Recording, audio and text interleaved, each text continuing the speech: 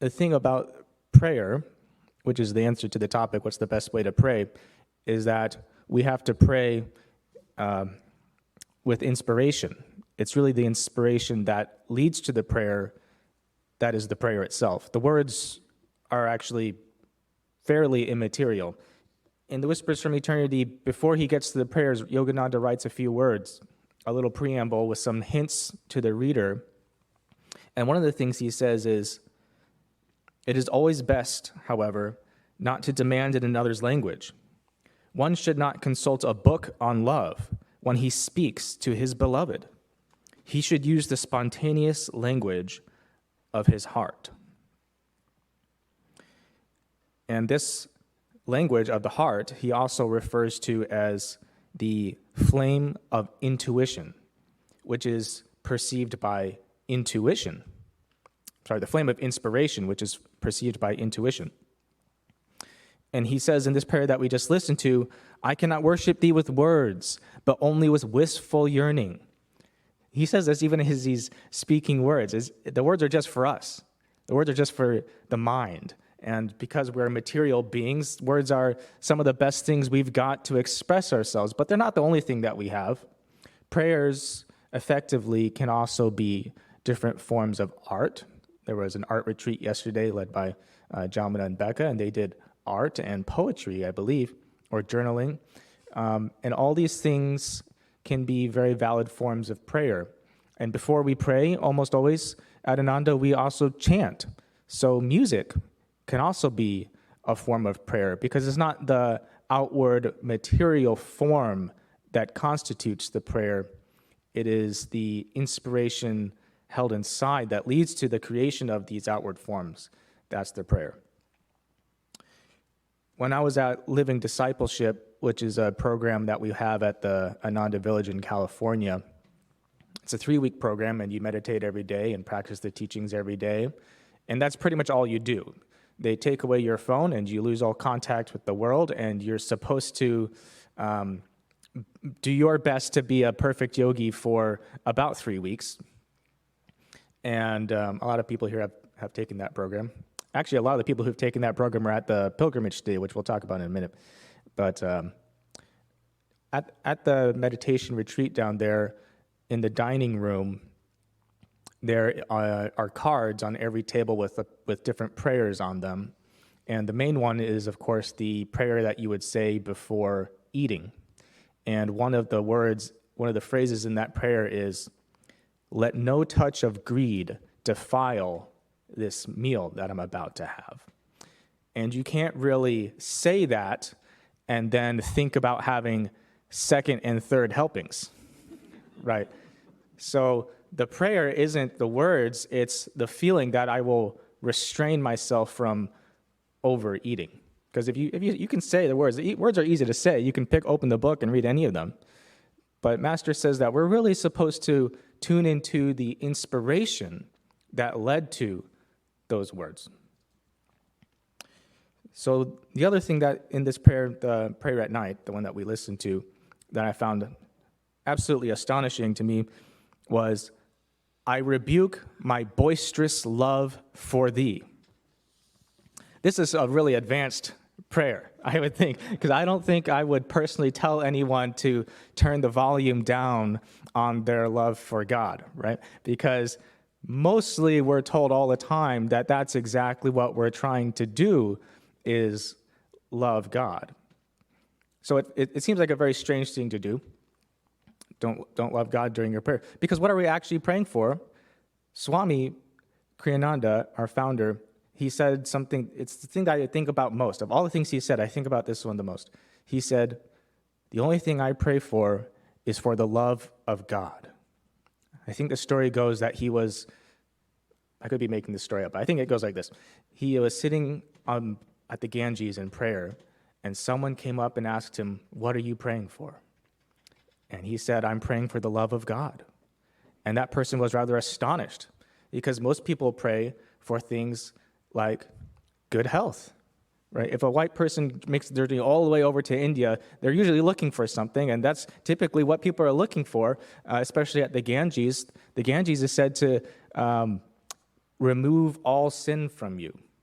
So people hearing these mysteries, mystic things, try and go to India sometimes for the wrong reasons.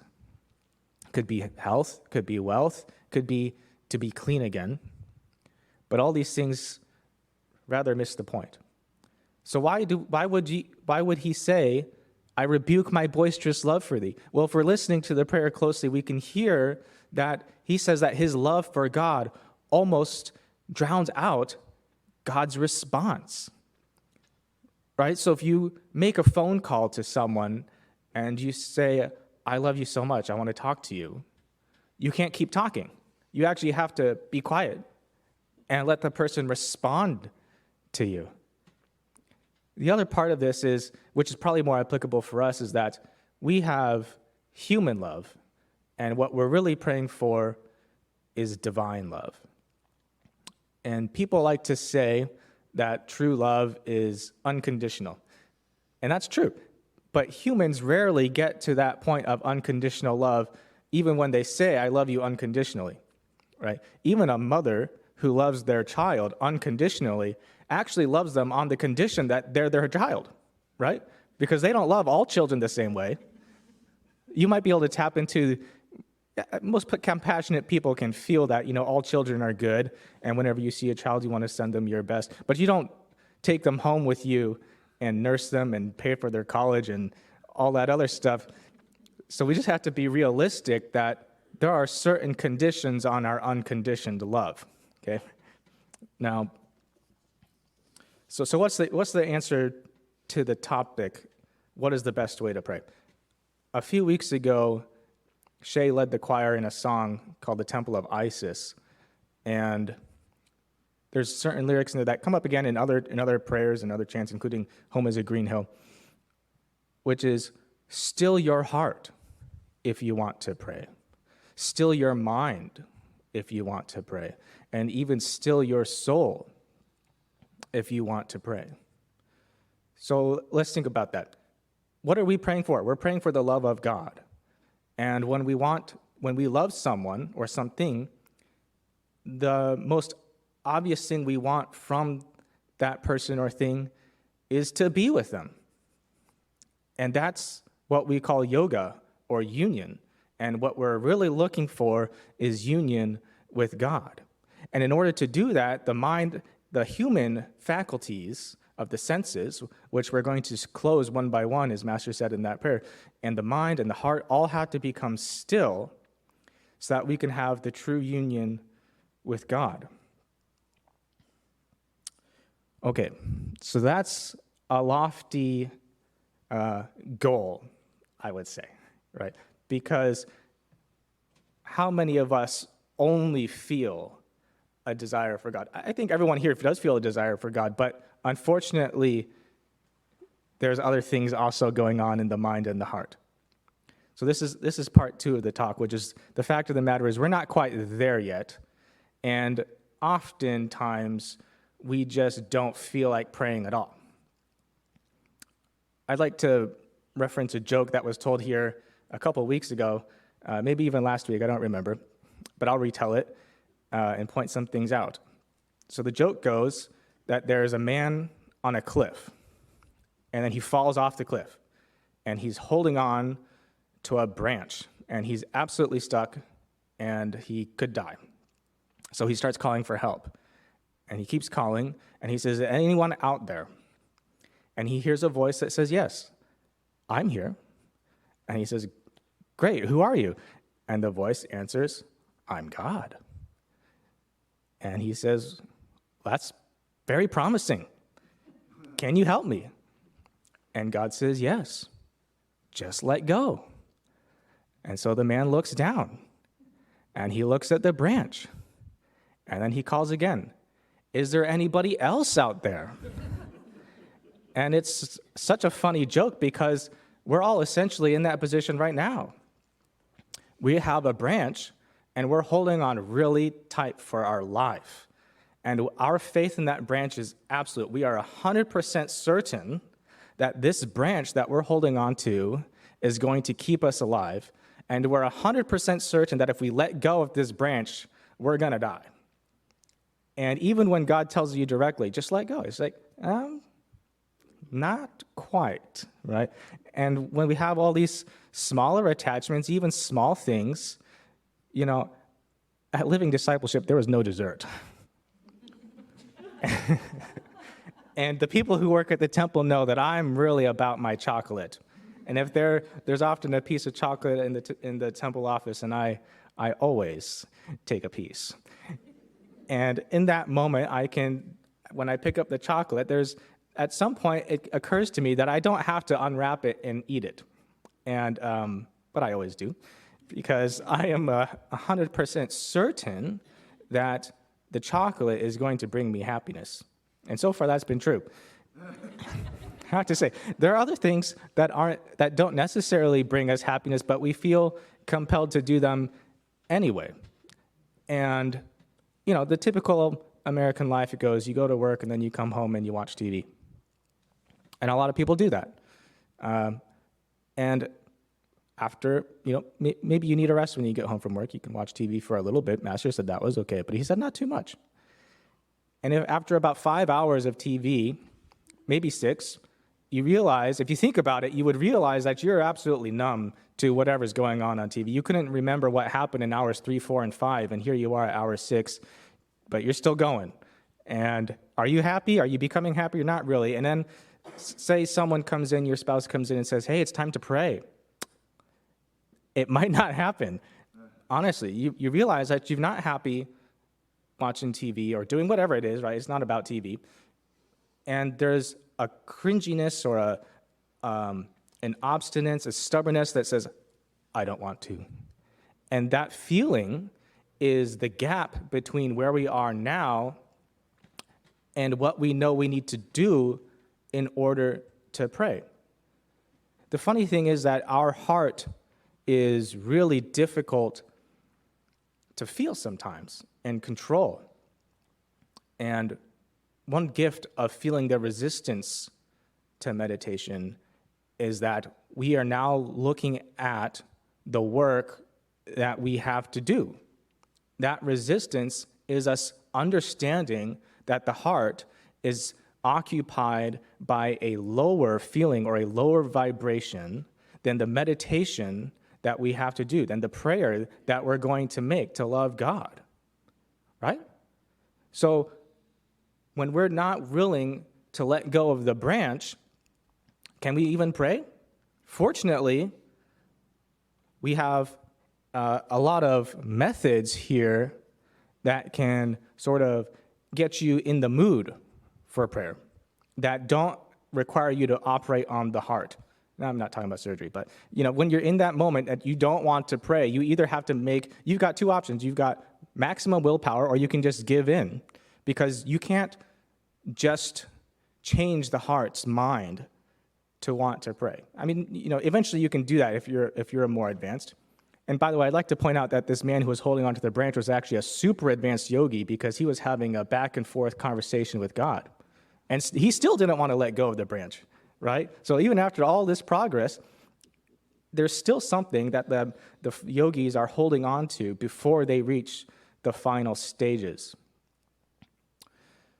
So what are these methods? Well, this isn't a class, so I'm not going to go through all of them, but my favorite is chanting, because that's a physical thing that we can do. The other one is pranayama, but I really like chanting. It works directly on the heart. As some of you know, I'm a musician, and as soon as you start chanting, everything else, it just disappears, because your mission in life becomes clear. Your highest duty is to love God, and when you're chanting, that's literally what you're doing, is you're loving God in a physical way that doesn't require the difficulty of operating on the spiritual aspect of the heart, because when you're at the beginning of your spiritual journey, you can't operate on your spiritual body, right? You can't just lift your spirit up directly like that.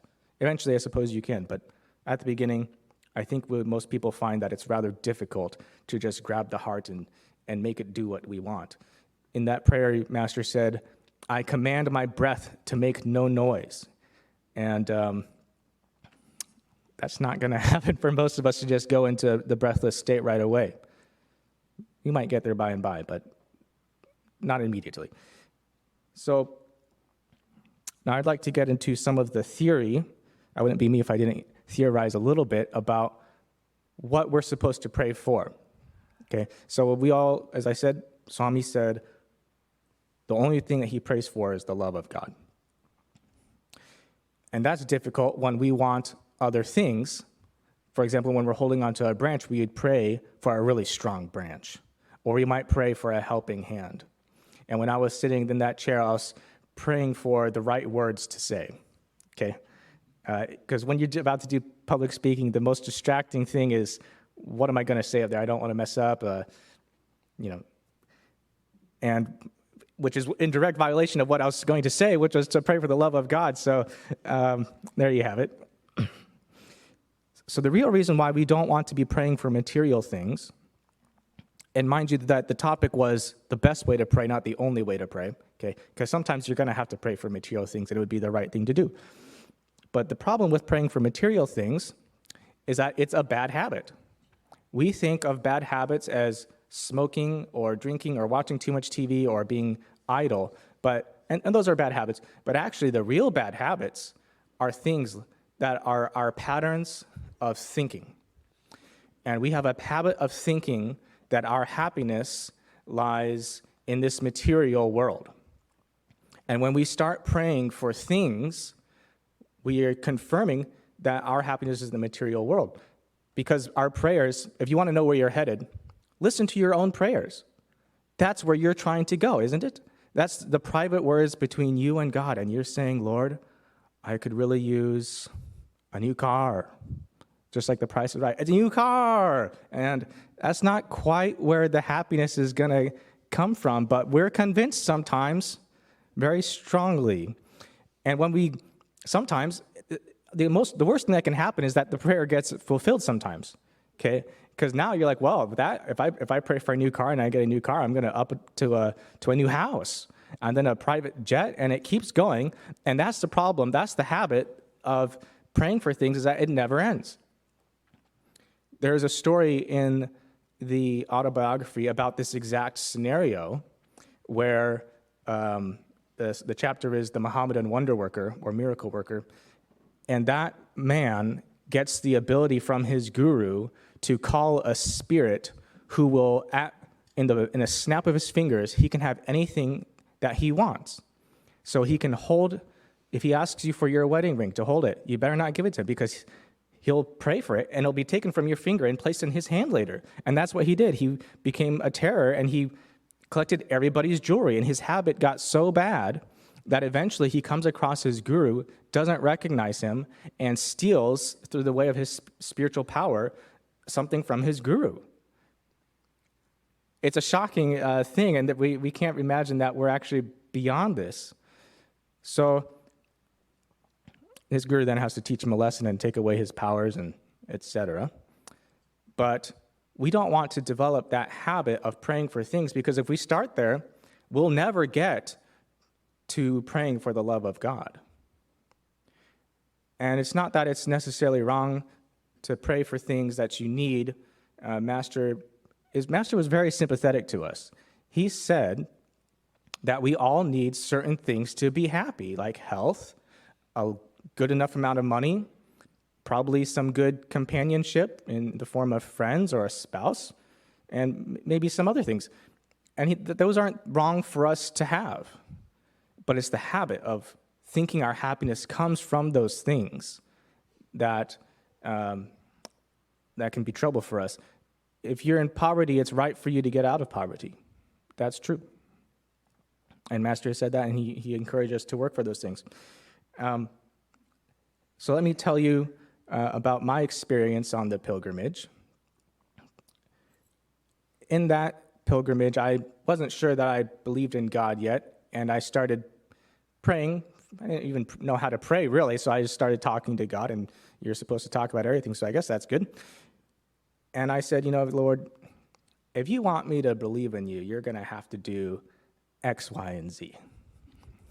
And that's trouble, because sometimes, even now, right, when I'm more knowledgeable about things. Sometimes I pray for something and I basically take my microscope and I look down and I say, I'm prepared for your answer right here, right? I want this and I'm willing to look right here for your answer, and nowhere else can you answer me because I won't hear it.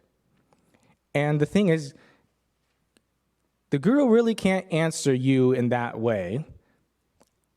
Like I said, sometimes it happens, but that's not where God is. It's not the game that he's playing. He didn't create this whole universe and bigger to give us something that can fit in our hand. Anyways, my one little story about what happened on the pilgrimage was that I told God that if he wanted me to believe in him, he was going to have to make Swami Kriyananda call on me. And as most of you know, he did. So there you go. The thing is that wasn't actually what got me started on the path.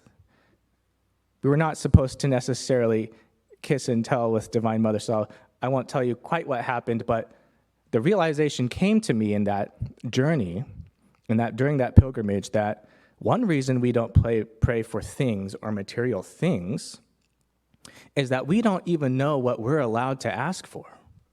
We don't even know what's on the menu. Because what I was given on that pilgrimage and in other times in my life was beyond what I thought I was asking for. And so if we only pray for material things, we'll miss what God's really trying to give us, which is much more than material things. And that's what we're all teaching you here at a place called Ananda, which means divine joy, not material joy. And one other reason why God doesn't always give us the things that we pray for is it because that sets up our relationship with God, where we see him as a wish fulfiller.